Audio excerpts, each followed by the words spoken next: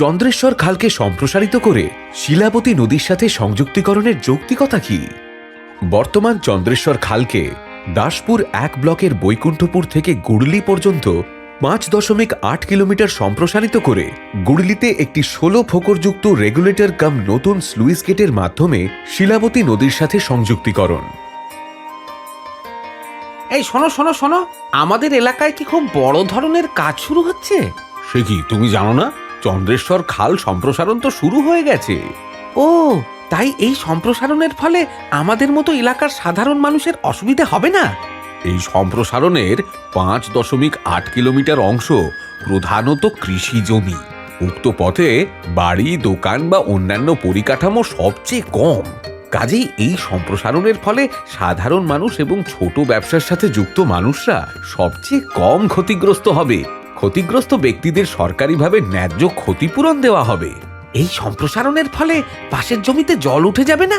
সম্প্রসারিত 5.8 কিলোমিটার অংশের আশেপাশে দাসপুর 1 ব্লকে খাল ছাপিয়ে নদীর জল পাশের এলাকা প্লাবিত করার কোনো সম্ভাবনা নেই, কারণ শিলাবতীর সাথে সংযোগস্থলে প্রস্তাবিত 16টি রেগুলেটর কাম স্লুইস গেটের মাধ্যমে প্রয়োজন মতো জল প্রবাহ চন্দ্রেশ্বর খালে প্রবেশ নিয়ন্ত্রণ করা হবে। খালের বহন ক্ষমতা থেকে বেশি জল কখনোই চন্দ্রেশ্বর খালে প্রবেশ করতে দেওয়া হবে না। ফলে পার্শ্ববর্তী কৃষি জমিগুলো জলে ডুবে যাওয়ার কোনো সম্ভাবনা নেই। এই সম্প্রসারণের ফলে এলাকার বৃষ্টির জমা জল বেরোবে কিভাবে?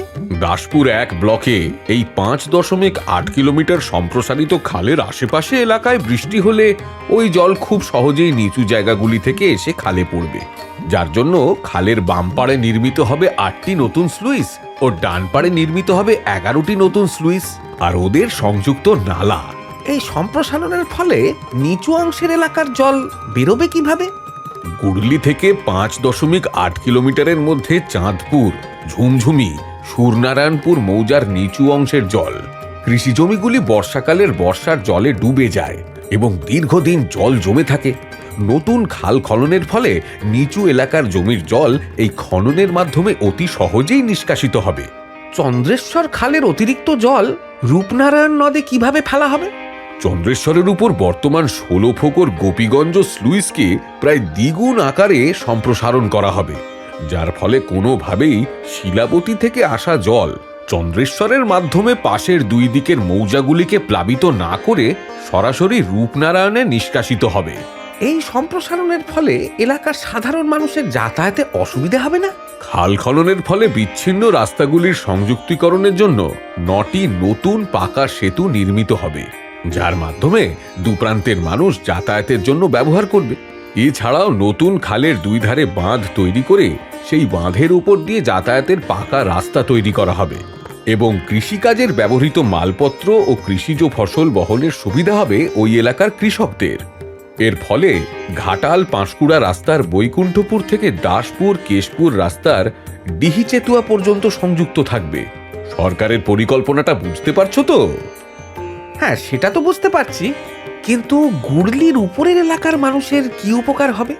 দাসপুরের গুড়লির উচ্চ প্রবাহে অবস্থিত নাড়াজোল, রাজনগর, সামাট, নিজ নাড়াজোল ইত্যাদি এলাকায় বন্যার সময় শিলাবতী নদীর জল দীর্ঘ সময়ের জন্য বিস্তৃত এলাকার জল জমা থাকে এবং বন্দরের নিম্ন গতিতে ডিভিসির ছাড়া জলের বাধায় শিলাবতীর ঘাটাল বন্দর স্রোতে ধীর গতিতে নিষ্কাশিত হয়। এই সংযুক্তির কারণে নিয়ন্ত্রিতভাবে 16 ফোকর যুক্ত রেগুলেটর কাম স্লুইস গেটের মাধ্যমে নিষ্কাশন সম্ভব হবে।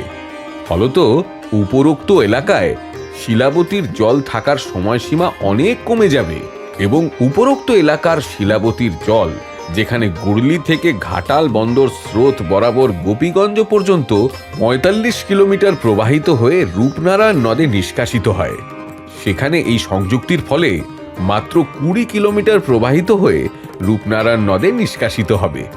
তার সাথে এই সংযুক্তিতে অনেক কম দীর্ঘ স্রোত বা পথ অতিক্রম করে একই উচ্চতায় নিষ্কাশিত হবে। ফলত নির্গমনের প্রবণতা যথেষ্ট বৃদ্ধি পাবে। সুতরাং অনেক কম সময় ও কম দূরত্ব অতিক্রম করে অধিক গতিতে উপরোক্ত এলাকার শিলাবতী সংলগ্ন জল জমে থাকার প্রবণতা অনেক লাঘব হবে। এই সম্প্রসারিত অংশের জল প্রবাহের সময় উভয় দিকের পার্শ্ববর্তী এলাকার বর্ষার জমা জল উচ্চতার পার্থক্যের কারণে যখন খালে ফেলা যাবে না, তখন কি ব্যবস্থা থাকবে? শিলাবতী থেকে চন্দ্রেশ্বর খালের এই সম্প্রসারিত অংশের জল প্রবাহের সময় উভয় দিকের পার্শ্ববর্তী এলাকার বর্ষার সময় জমা জল উচ্চতার পার্থক্যের কারণে যখন খালে নিষ্কাশিত করা যাবে না, তখন ওই জল খালে নিষ্কাশনের জন্য পাম্পের ব্যবস্থা থাকবে। বাহ, সরকার তো ভালোই পরিকল্পনা নিয়েছে। তবে পুরানো কাঁসাইয়ে প্রবাহিত জল যাতে শিলাবতীতে না আসে, তার জন্য কি ব্যবস্থা আছে? যদুপুরে পুরনো কাঁসাই ও কাঁকির সংযোগস্থলে নতুন রেগুলেটর নির্মাণ করা হবে। ফলত পুরনো কাঁসাই নদীর জল শিলাবতীতে প্রবেশ সম্পূর্ণভাবে নিয়ন্ত্রিত হবে। এই সম্প্রসারণ না হলে কি ক্ষতি হবে? এই সম্প্রসারণ না হলে দাসপুরের নাড়াজল, রাজনগর, সামাট, নিজ নাড়াজল ইত্যাদি এলাকায় বন্যার সময় শিলাবতী নদীর জল দীর্ঘ সময়ের জন্য বিস্তৃত এলাকায় জমে থাকবে।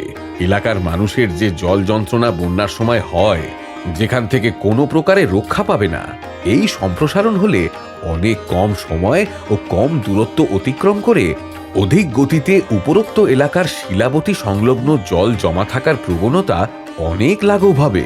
এই সম্প্রসারণ না হলে যোগাযোগ ব্যবস্থা বন্যার সময় বিচ্ছিন্ন থাকবে। এই সম্প্রসারণ হলে বিচ্ছিন্ন রাস্তাগুলির সংযুক্তিকরণের জন্য 9টি নতুন পাকা সেতু নির্মিত হবে, যার মাধ্যমে দুপ্রান্তের মানুষ যাতায়াতের জন্য ব্যবহার করবে। তাহলে বুঝছো তো বন্ধু, এই সম্প্রসারণটা কতটা জরুরি? সত্যি তো, এই সম্প্রসারণ তো খুবই জরুরি, এবং এতে শুধু আমাদের ভালো না, সবার ভালো। ঘাটাল মাস্টার প্ল্যান, সবার জন্য, বাংলার জন্য।